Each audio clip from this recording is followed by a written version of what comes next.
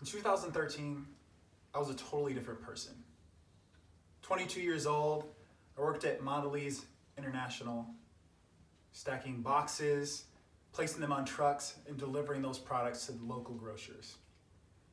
I busted my butt and ended up becoming the shift supervisor after only 6 months of working there.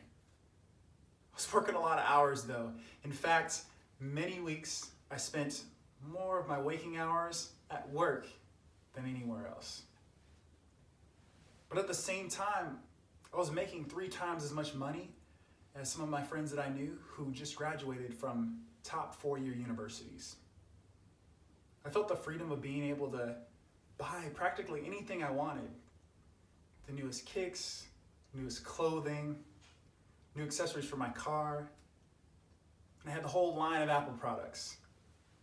Everything in life was consistently up to date, the latest and greatest. I even had a healthy group of friends that I hung out with on the weekends. We went to social lounges, went to nice restaurants where we just enjoyed each other's company. But for some reason, even with all of these good things going for me, deep down, I just wasn't happy. More often than not, I felt stressed, anxious, and at times borderline depressed. And I couldn't put a finger on why. I started to ask myself questions like, is it because of the type of work I was doing? Or the amount of hours I was doing it? Possibly. Or maybe it was the people I'm working with and I was surrounded with. Or the fact that I spent 3 years of my life working at this establishment and I can't see myself retiring here. I don't know. So without being able to come up with any answers or clear answers myself, one day I decided to take my questions to Google. And one of the most important questions I asked is I typed in the search bar simply, why am I not happy? Looking through the search results that popped up, I'd click a link, look at the page and some interesting data, and then I'd find a hyperlink in the middle and click that one. And before I knew it, I found myself about 10 hyperlinks deep reading research studies that included facts that would honestly change my life forever. I found out that I wasn't the only person that felt this way that I felt. People who seemingly have everything American culture values, but somehow they're still lacking that happiness and fulfillment. They had a good job, a nice townhouse, apartment, or house. They had a decent income and also a healthy social life. I stumbled across facts that, like those from a recent study conducted by the American Psychological Association, which found that of all the generations, millennials continue to have the highest reported stress levels.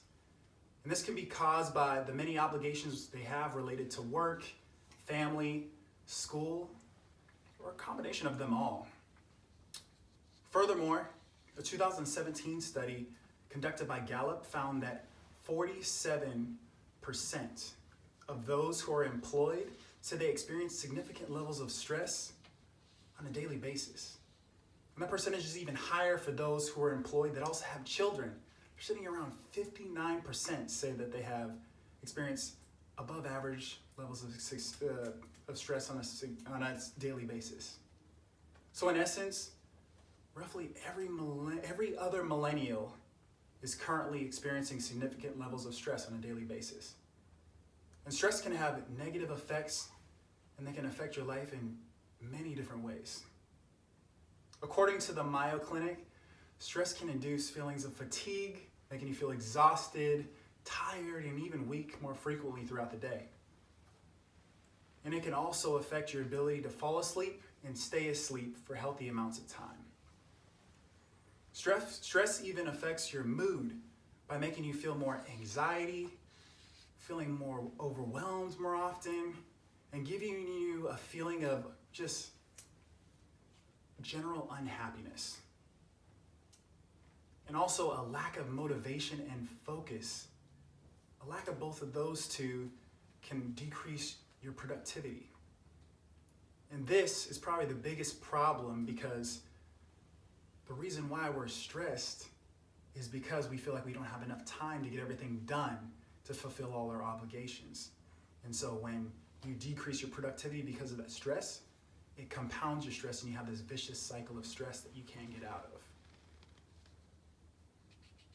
So after understanding how much the stress is actually affecting my life, I did some more research. This time, I started to research and come across ways to reduce stress and then increase my happiness and fulfillment. I came across an article by the Sage Journal of Psychology that stated that American culture has conditioned many of us to seek happiness through spending our money on acquiring material things. And it is true that we get initial shocks of happiness when we first acquire new watches or purses or shoes, but that effects of happiness that come from material items quickly wear off once we get used to having that item. But in 4 studies conducted by the Sage Institution, they found that people derive more happiness from the anticipation of experiential purchases, and that waiting for the experience tends to be more pleasurable and exciting than waiting to receive a material good. So in essence, experiential purchases, which is money spent on doing things such as concerts, traveling, skydiving, anything that's an experience, tend to provide more enduring happiness, so longer lasting happiness, than material purchases, money spent on just having something. And the study says that one of the best ways to experience new things is to travel. And at that moment, I started to connect the dots. Even if traveling and experiencing more things rather than spending every dollar on material things wasn't the end-all be-all for all the stress problems in American society, I was willing to do whatever it took to at least soften the amount of stress I felt in my life. So instead of upgrading to the newest iPhone or buying a new leather jacket, which would be nice, right? I decided to apply for a passport and book a trip to Puerto Vallarta, Mexico. I'll admit I was a little nervous since I had never left the country before, but I also experienced some of the most fulfilling anticipation leading up to our departure. In the weeks prior to the trip, I felt like I was able to work harder and be more productive. I felt an ease of stress knowing that no matter how hard I worked and no matter what problems came my way, I knew that I was going to have a week-long break coming soon. So after finishing my last shift at work, driving home to meet my friends, and making our way to the airport, we were off to a land I never dreamed of ever traveling to. And once we landed, the entire trip felt surreal. I started to appreciate the small things, such as the cobblestone roads or the colorful and exotic sounding birds in the trees. Now, of course, we did a lot of the touristy things, such as swimming with dolphins, hanging out on the beach, and having a few burritos and a margarita. But the most fulfilling part was just being and experiencing a foreign land. Taking the day moment by moment, rather than thinking about what needed to be accomplished next. Everything was new and exciting, from the cars to the food, and of course, the people and the culture. And after arriving back in the US, I realized I was hooked. The benefits of travel, the benefits of my trip lasted for months. At work, I felt calm, relaxed, focused, and the most productive I'd ever been before.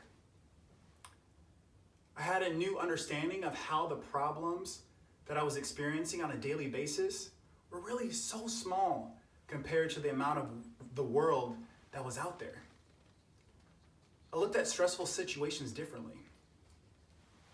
And when I'd have moments where I'd feel stress creeping on, I would just think about some of the best memories I had in Mexico.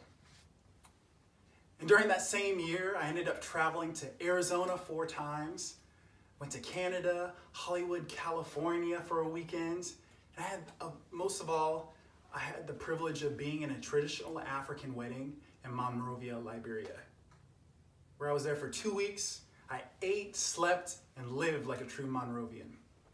The reason why I'm telling you this is because these are all places you can travel to if you just allow yourself to prioritize experiential purchases and summarize the week and schedule a week out from work.